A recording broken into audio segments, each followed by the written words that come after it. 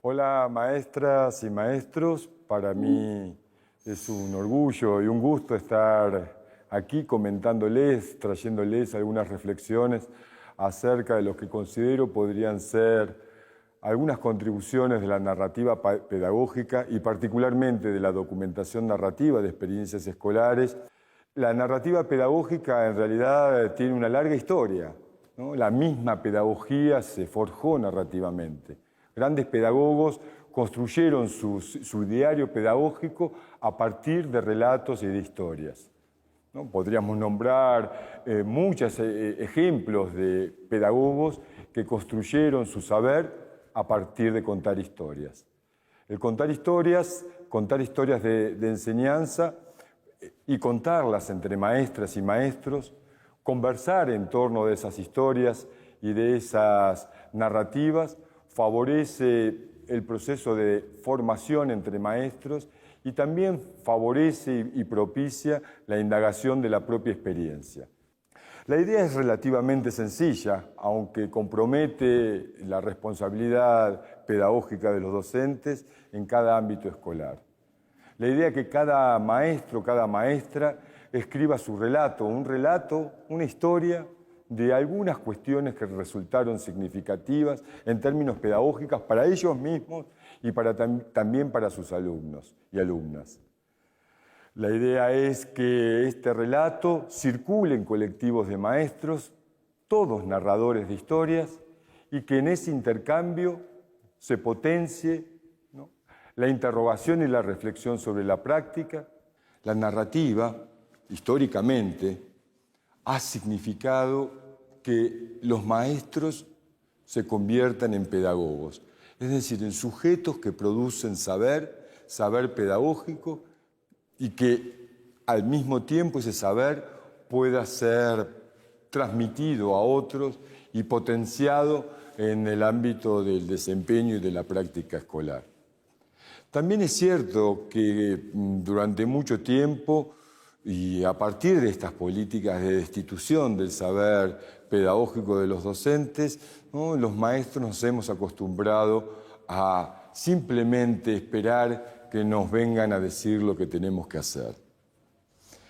La narrativa permite justamente lo contrario, que nuestra palabra sea escuchada y que los ámbitos colectivos en donde esta palabra y estas historias puedan circular, puedan constituirse también en espacios de autoformación y de conformación entre maestros.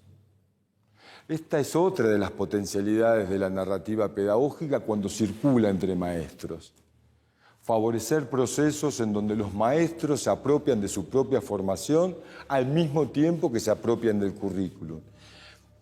Y al tiempo que producen saber pedagógico y saber curricular, ¿no?, se proyectan como un activo sujeto de transformación escolar. Y además de eso permite que los docentes, maestros y maestras, se convierten en autores de relatos pedagógicos en la medida que esos relatos y esas historias se disponen públicamente, es decir, se publican, ¿no?, se inscriben en el debate público y en el debate especializado de la educación, propiciando conversaciones productivas con los especialistas y los cientistas de la educación, los planificadores, los diseñadores de currículum. La idea es construir documentos narrativos y curriculares escritos por maestros y por maestras. Generar las condiciones implica desaprender varias cosas. Por ejemplo, las palabras que muchas veces obstaculizan una reflexión pedagógica. Y eso se hace hablando, escribiendo muchas versiones del relato, hasta llegar a una que podamos pensar que es la primera versión del relato, sabiendo que esa no va a ser la última, sino que eso va a implicar un proceso de conversación entre pares. Constituir el colectivo de docentes narradores, entonces, es indispensable para que los docentes se sientan cómodos para hablar y escribir. Y eso no es tan sencillo, porque implica que los docentes sientan la confianza y se sientan cómodos para contarnos sus secretos, para contarse entre maestros y maestras los secretos pedagógicos de su práctica. Una historia que les haya resultado significativa, una experiencia que les haya por algún motivo llamado la atención o significado un aprendizaje fundamental en su historia como docentes, puede ser el motivo que dispare la historia. Los colectivos implican un espacio de colegialidad en donde las relaciones horizontales entre pares garantizan la circulación de la palabra. No resulta fácil que los maestros ganaran la confianza para contar sus historias. La presencia del otro maestro, de la otra maestra, resulta fundamental y la escucha de ese maestro y de esa maestra resulta indispensable para que esa primera versión del relato vaya creciendo y se vaya tornando cada vez más significativa en términos pedagógicos. Entonces, lo primero es la constitución de los colectivos. Inmediatamente la disposición para narrar la historia y escribirla en una primera versión. Esa primera versión circulará en el colectivo y será leída por los pares. También el docente que narra tendrá la oportunidad de leer los relatos de sus colegas. Y en ese ir y venir de los relatos, incrementar la potencialidad del propio relato respecto del colectivo, ¿no? Alimentándose con la palabra y las reflexiones de los pares, pero garantizando que el docente narrador tome las decisiones respecto a su propio escrito. Él y ella son los autores del relato, los propietarios intelectuales de esa historia, los narradores y escritores de esa historia.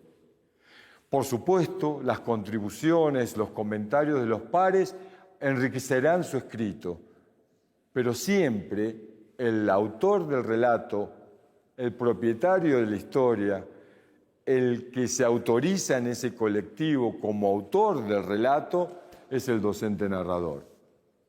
Esto se hace varias veces, mediado por un coordinador o por un moderador de la dinámica grupal, que garantice que los relatos circulen, que sean leídos, que sean comentados y que sean dispuestos en conversación pedagógica. Cada versión de relato entonces está mediada por la lectura, el comentario y la conversación entre pares. Y así, en un proceso largo y complejo, el docente va construyendo y reconstruyendo su relato hasta que ese colectivo decide que ese relato es publicable. Es decir, que saldrá del ámbito íntimo del grupo para disponerse públicamente en el espacio educativo, en la comunidad educativa, en el ámbito plural del debate pedagógico. Luego de la publicación del relato en distintos formatos, que puede ser a través de libros o a través de ateneos en donde se lean los relatos, o a través de revistas o repositorios virtuales, el docente narrador se convierte en autor. Y fíjense qué interesante, su producción intelectual y pedagógica, ¿no?, ratifica su autoría del relato. Lo constituye en autor de pedagogía y no tan solo en receptor de recetas construidas por otros. Y se pueden generar a partir de ahí distintos circuitos de circulación de esa palabra escrita, de esas historias narradas y de esos documentos curriculares de primer orden, ¿no? Favoreciendo también a la idea del currículum, para entenderlo no solamente como una prescripción para la enseñanza o una selección, organización y secuenciación de contenido, sino revitalizando el currículum a partir de experiencias vividas en las escuelas. El currículum de México contada, narrado por sus fundamentales protagonistas, los maestros y las maestras que a través de su trabajo cotidiano hacen la escuela. Tal vez a través de las narrativas pedagógicas, de los documentos narrativos de experiencias pedagógicas escritos por los maestros, podamos imaginar otro currículum y otra escuela.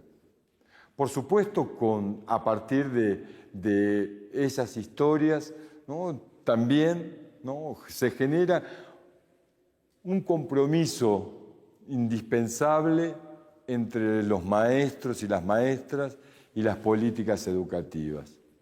Ya no son solo objetos de políticas, sino activos constructores de política curricular. El currículum ya deja de ser una prescripción, o tan solo una prescripción, y se convierte en una materia viva, en una letra viva, ¿no? Que no solamente plantea horizontes, sino que reconoce el esfuerzo de quienes lo hacen cotidianamente en la escuela. El desafío, entonces, es una fuerte interpelación a la autoformación, a la coformación y a la conformación de colectivos, ¿no? de interpretación pedagógica en cada escuela, en cada espacio escolar, en diálogo con la comunidad y con la política educativa, para que el currículo no sea solamente aquello que baja, sino también aquello que se cuece en el ámbito escolar y se proyecta hacia arriba. Esto los responsabiliza y los compromete en la profesionalidad docente y en la tarea de construir saber pedagógico. Y calificando y recualificando el trabajo de los maestros y las maestras como constructores cotidianos de la experiencia escolar y del currículum escolar. Así que les dejo un saludo de corazón y espero que el trabajo sea productivo y que termine plasmándose en ese horizonte que solo sus relatos nos permitan avisorar. Hasta la próxima. Gobierno de México.